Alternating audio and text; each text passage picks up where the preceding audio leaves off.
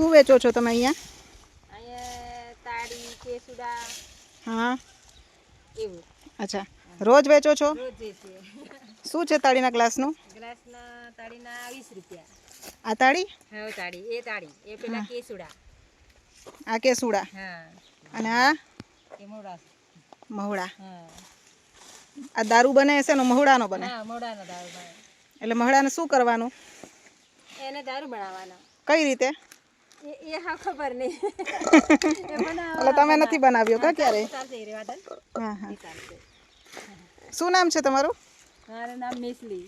મેથલી? હા muesli. Muesli, હા સરસ નામ છે.